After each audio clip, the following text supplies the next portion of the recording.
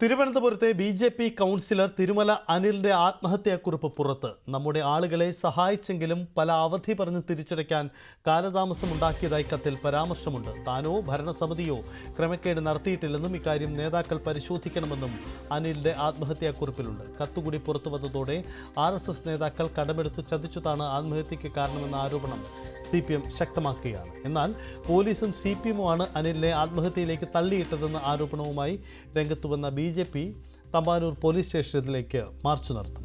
ആത്മഹത്യാക്കുറിപ്പിൽ എവിടെയും പോലീസിനെ പരാമർശിച്ചിട്ടില്ലെന്നും ആത്മഹത്യയിൽ RSS ഇതുവരെ പ്രതികരിച്ചിട്ടില്ലെന്നുമാണ് മന്ത്രി V. ശിവൻകുട്ടിയുടെയും പ്രതികരണം.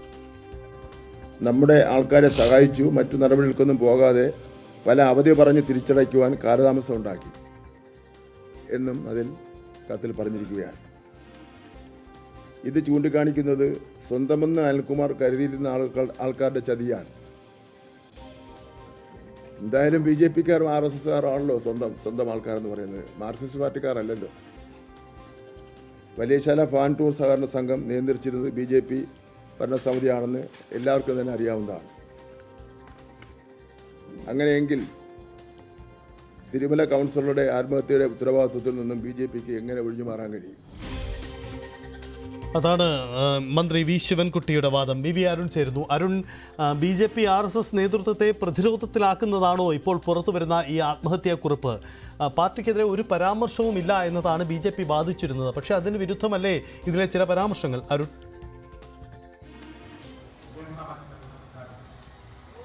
തീർച്ചയായിട്ടും സഹിത്ത് തിരുമല അനിൽകുമാറിന്റെ ആത്മഹത്യ നടന്ന മണിക്കൂറുകൾക്കുള്ളിൽ പുറത്തുവന്ന വാർത്ത BJP കുറ്റപ്പെടുത്തിക്കൊണ്ടുള്ള ഒരു ആത്മഹത്യാക്കുറിപ്പ് ഉണ്ട് എന്നുള്ളതാണ്. അതായത് BJP സഹായിച്ചില്ല, BJP നേതാക്കൾ RSS നേതൃത്വം സഹായിച്ചില്ല എന്നൊരു പരാമർശം അതിലുണ്ട് എന്നാണ് ആദ്യം മുതൽ പുറത്തു വന്ന വാർത്ത. വലിയ എതിർപ്പ് ഇതുമായി ബന്ധപ്പെട്ട് BJP കേന്ദ്രങ്ങൾ ഉയർത്തിയിരുന്നു. ആരാണ് അത്തരം വാർത്ത നൽകിയത്, ആർക്കാണ് വിവരം കിട്ടിയ തരത്തിൽ വലിയ വിമർശനം BJP കേന്ദ്രങ്ങൾ ഉയർന്നു. ഈ മരണം റിപ്പോർട്ട് ചെയ്യാൻ പോയ മാധ്യമപ്രവർത്തകരെ വളഞ്ഞിട്ട് അടിക്കുന്ന സാഹചര്യം ഉണ്ടായി. ഇന്നലെ BJP-യുടെ സംസ്ഥാന അധ്യക്ഷനും മാധ്യമപ്രവർത്തകർക്കെതിരെ കയർത്ത് മോശമായി സംസാരിച്ചു. എല്ലാം ഈ ഒരു വിഷയത്തിലാണ്. അതായത് BJP-ക്കെതിരെ ആരോപണം എങ്ങനെ ഉയരുന്നു എന്ന ചോദ്യത്തിലാണ്. അന്ന് രാത്രി വരെയും BJP കാര്യമായ പ്രതിരോധങ്ങൾ ഉണ്ടായിരുന്നില്ല. ഈ അനിൽ മരിച്ച് അന്ന് രാത്രി വരെയും രാത്രിയാണ് BJP-യുടെ ജില്ലാ അധ്യക്ഷൻ ഒരു വാർത്താ സമ്മേളനം വിളിച്ച് CPM-ഉം പോലീസുമാണ് ഈ ആത്മഹത്യക്ക് കാരണക്കാർ, CPM-ന്റെയും പോലീസിനെ സമ്മർദ്ദമാണ് തിരുമല അനിലിനെ ആത്മഹത്യയെ തള്ളിവിട്ടെന്നൊരു വാദവുമായി BJP രംഗത്ത് വന്നു. അപ്പോൾ തന്നെ CPM ആ ആരോപണങ്ങൾ തള്ളിക്കളഞ്ഞു. ഒരു തരത്തിലും CPM-നോ പോലീസിനോ ബന്ധമുള്ള ഒന്നല്ല.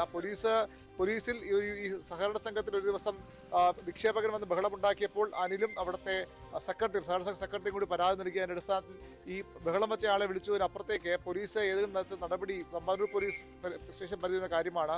ഈ വിഷയത്തിൽ ഇടപെട്ടില്ല എന്ന് പോലീസും വ്യക്തമാക്കുന്നു. ഏതായാലും ഇന്നിപ്പോൾ V. ശിവൻകുട്ടി മന്ത്രി ആരോപിക്കുന്നത് പോലും അല്ലെങ്കിൽ CPM നേതൃത്വം ആരോപിക്കുന്നത് പോലെ സ്ഥിരീകരിക്കുന്ന അല്ലെങ്കിൽ ശരിവയ്ക്കുന്ന ഒരു ആത്മഹത്യാക്കുറിപ്പിന്റെ ഭാഗങ്ങളാണ് പുറത്തു വന്നിട്ടുള്ളത്. നമ്മുടെ ആൾക്കാരെ സഹായിച്ചു, മറ്റു നടപടികൾ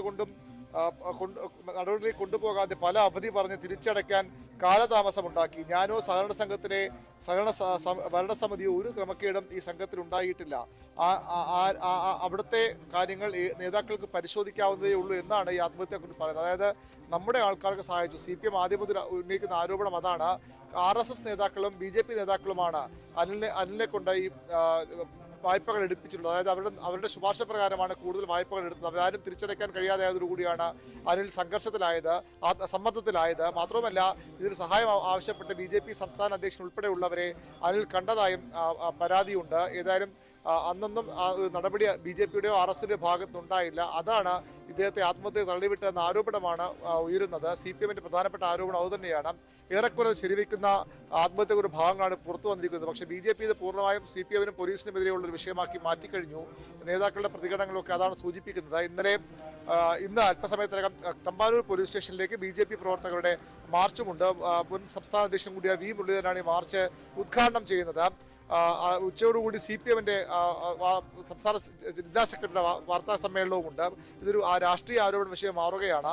യഥാർത്ഥ കാരണം RSS നേതാക്കളും BJP നേതാക്കളും പറഞ്ഞ് വായ്പ എടുത്ത ആളുകൾ തിരിച്ചടയ്ക്കാത്തതാണ്. അനിലിനെ തിരിച്ചടയ്ക്കാത്തതും പിന്നീട് അതിൻ്റെ ഒരു സഹായം പാർട്ടിയുടെ ഭാഗത്ത് ഉണ്ടാകാത്തതുമാണ് അനിലിനെ ആത്മഹത്യയിലേക്ക് തള്ളിയിട്ടതെന്നാണ് CPM-ന്റെ ആരോപണം.